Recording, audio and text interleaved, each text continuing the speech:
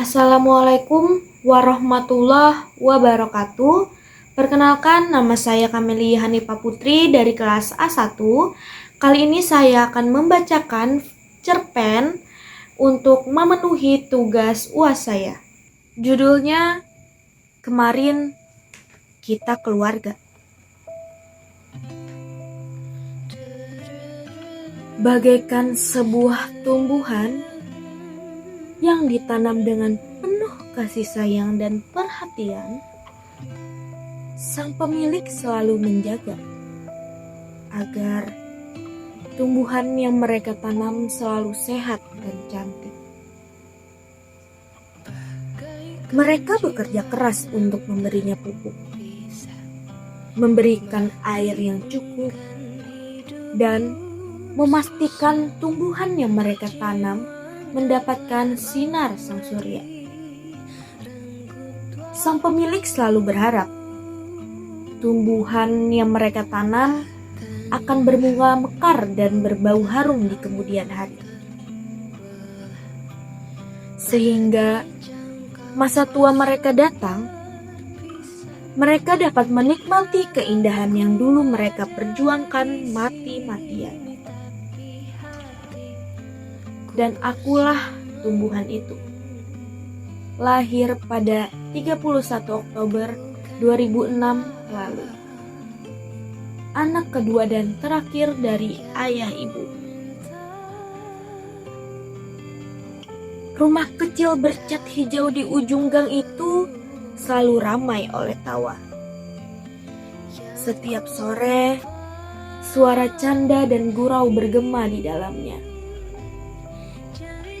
Suara canda dan gurau itu berasal dari ayah, ibu, dan dua anaknya, Raka dan adiknya Nisa. Raka yang berusia 17 tahun sangat gemar bermain sepak bola. Ia selalu membawa baju penuh lumpur, tetapi dengan senyum bangga karena merasa menjadi pahlawan lapangan. Sementara Nisa yang berumur 15 tahun suka menempel pada ayah seperti lem. Ia sering duduk di pelukan sang ayah sambil mendengarkan cerita perjalanan kota demi kota.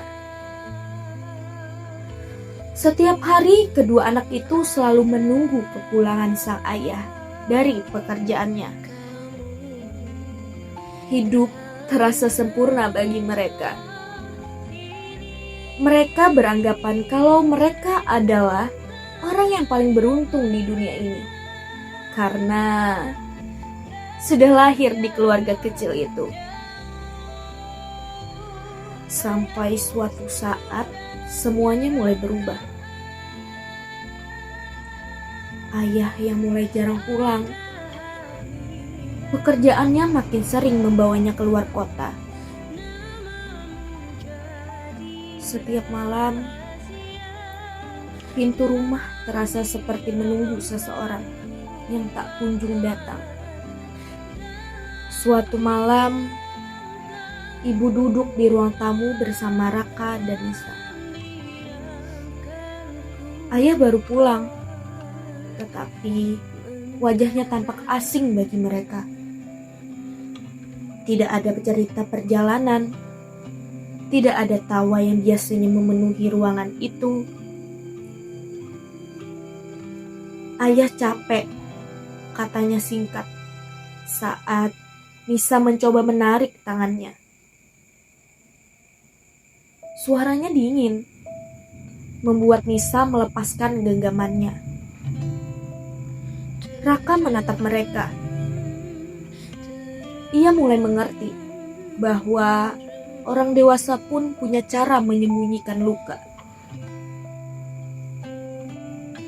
Beberapa bulan kemudian,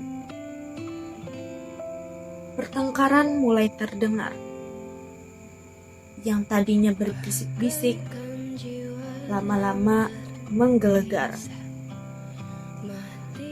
Piring yang beradu, pintu dibanting. Raka sering menutup telinga Nisa, membiarkannya menangis di bahunya. Hingga suatu malam, suara ibu terdengar serak. "Kenapa kamu berubah ya? Apa keluarga ini tak cukup?" ujar ibu. Ayah tak bisa menjawab, hanya diam. Diam yang menyakitkan. Seminggu setelah pertengkaran terbesar itu, ayah pergi tanpa banyak kata. Sebuah koper kecil di tangan dan satu kalimat yang masih membekas di ingatan kedua anak itu. Mau ikut siapa? Ayah atau ibu? Raka dan Nisa hanya bisa diam, tak bisa memilih. Seakan bisa membaca pikiran anak-anaknya, ayah hanya bisa tersenyum lalu pergi, meninggalkan senyuman yang berbeda dari senyuman biasanya. Nisa berlari, memeluk kaki ayah sambil menangis. "Jangan pergi," suaranya bergetar.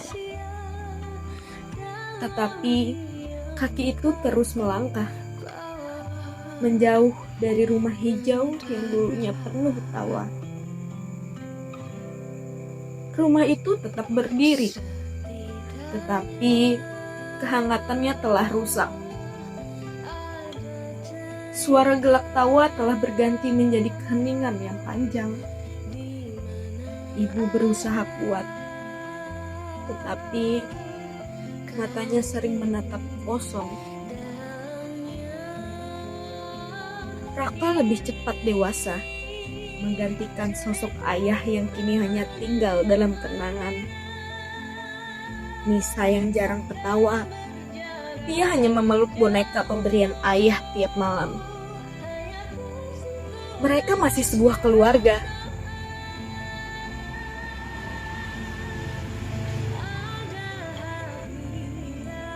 Mereka masih keluarga. Mereka masih sebuah keluarga. Hanya saja tak lagi lengkap. Suatu sore, ketika hujan turun perlahan, Raka menatap rumah mereka. Baginya, tidak semua perpisahan berarti kebencian. Terkadang, beberapa orang hanya memilih pergi tak. Terkadang, beberapa orang hanya memilih pergi ketika tidak tahu bagaimana caranya bertahan. Dan rumah kecil bercat hijau itu tetap menunggu.